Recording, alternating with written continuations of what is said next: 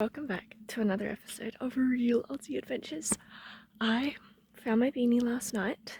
It was not in the bag that is now gone.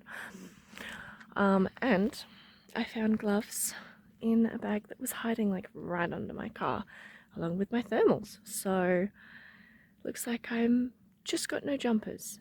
But I did also find one other jumper again, lodged right underneath the seat of my car. So things are getting better. Yes, it is an absolute pigsty in here. We're desperately needing to do washing. Those are the gloves that I found. Thermals. But yeah, we've got loads of groceries. This is just a fruit bag. Loads of groceries that need to go away. Groceries. It's a mess, absolute mess.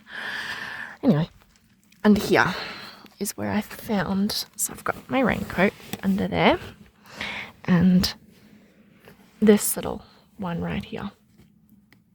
It's a very light jumper, but it's a jumper all the same. It was just lodged right under there. But anyway, that's something. Yeah, the sun's rising over there.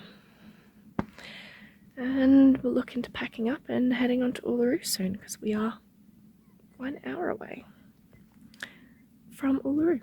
How very exciting. But yeah, this is what I have to look at this morning. It's so peaceful.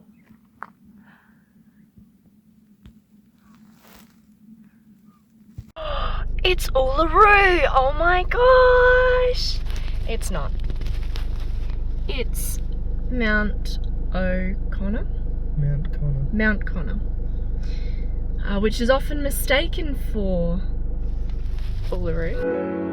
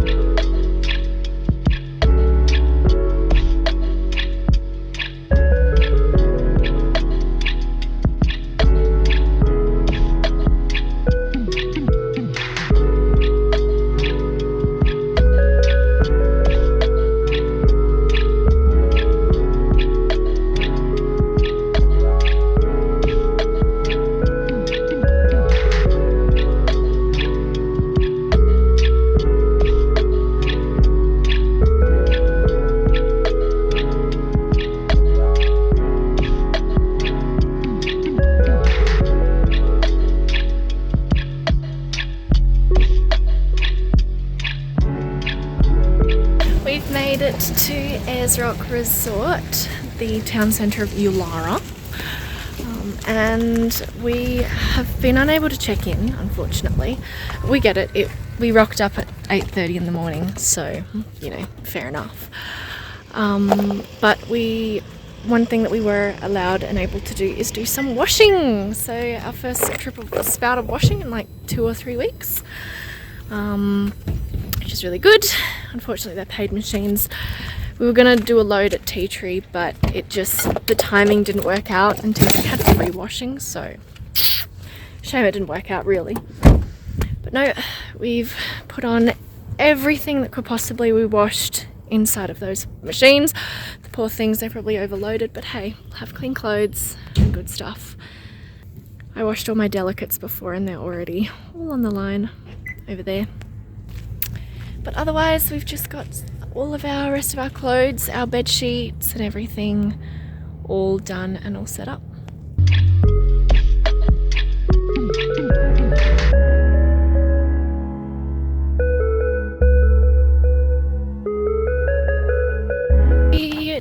decided to go on a little adventure walk through town because we got washing to do and we were like, well, we can't sit in, so you just gotta wait for the washing.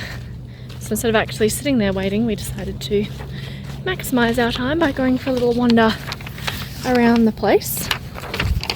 So we got our little map.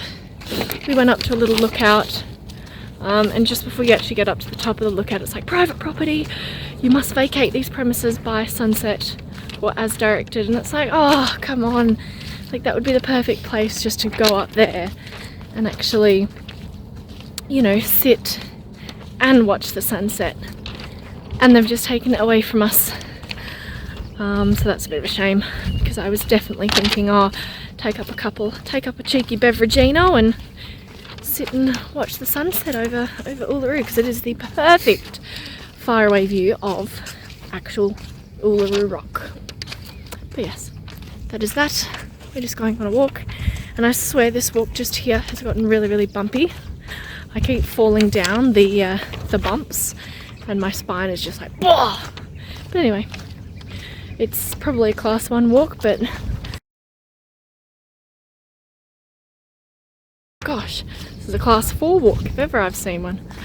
We just finished lunch. We shared a pizza and a bowl of chips for brunchy lunchy, considering both of us had pieces of fruit for breakfast. And now we're just going to head back. We booked ourselves in for a Segway tour this afternoon. I got speaking to a truckie at 3 Ways the other day. Not the accident day, but the day before that. And he was like, oh, if you head down to Uluru, you gotta do the gotta do the Segway tour, which was really good. So that was a good chat. And so thank you to the Outback truckie who is keeping Australia alive, who told me to go and do a Segway tour, because we are going to do the Segway tour at sunset. So that will be very exciting and a great way to see some of Uluru. I think we'll be seeing, I think, some of it, maybe a good couple k's width on the Segway, and then we'll drive around the rest of it. I did not realise that Uluru is actually 12 kilometres. Like the base of it is 12 kilometres. Like that is an enormous pillow-shaped rock. Enormous. But yes, I'm back now. Maybe I'll have a bit of a food coma. I'm not sure. Yeah.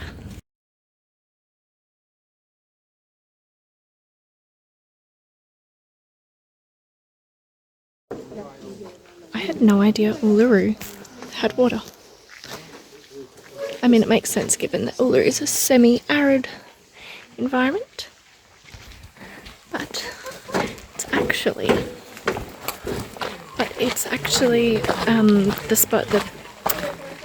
the rock of Uluru is a bit like a sponge. So any water that comes in, it just soaks into the sandstone, and then as it gets hotter, the water evaporates and runs down there. So that's really interesting. And that's something I realised. Rode my first Segway. And I didn't fall off. Also, how ironic. I'm number 32 and Jacob is number 23. Crazy. What a Segway! Looking at Uluru. It's very exciting.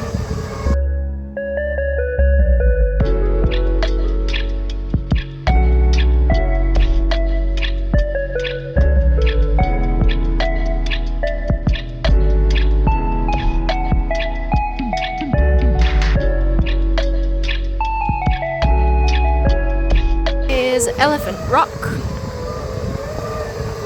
You can kind of see the big pile that comes out of it, looking a bit like a trunk. There's a tusk to the side. As I move around on the Segway, it gets easier to see. Or, more natively known as emu thigh spear.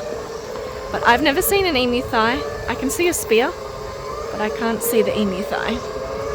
But again, I've never seen an emu's thigh, so I wouldn't know. This is the largest cave in Uluru. All of the white there is the calcium leaching out of the sandstone.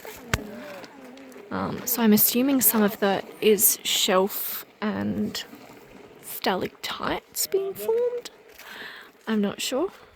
And then the white up the top is actually just bird poo from thousands of years of homes for birds.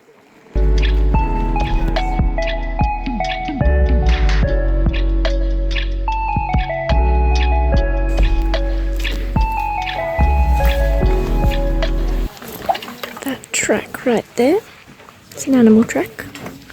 Have a guess what it might be. It's a camel track, which means that it's a relatively new one, that one, within the last 200 years.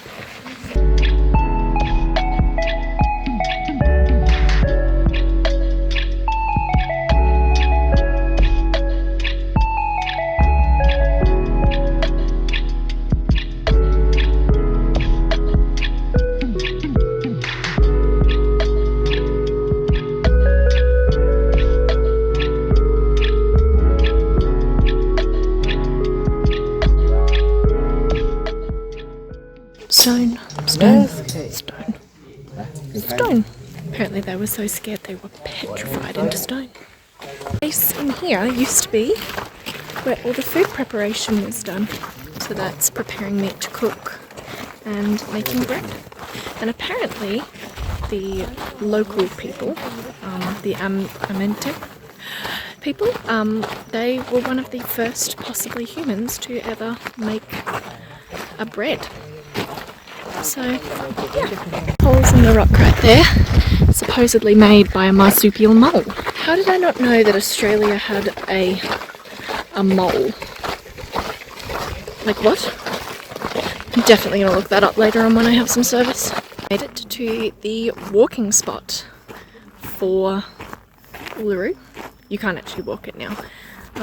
But it's really interesting. They've got a little bit of, I guess, heritage when you could. They've put this little sign here, permanent closure, back in 2019. I remember when they were closing it actually, which is crazy to think. But yeah, you can see all the walking marks up to the top. I'd really like to walk up it. I mean, back in the time I did not want to walk up it, but now I'm sort of thinking to myself, oh, that would have been a really good walk up. Right now we are having some nibbles and champagne.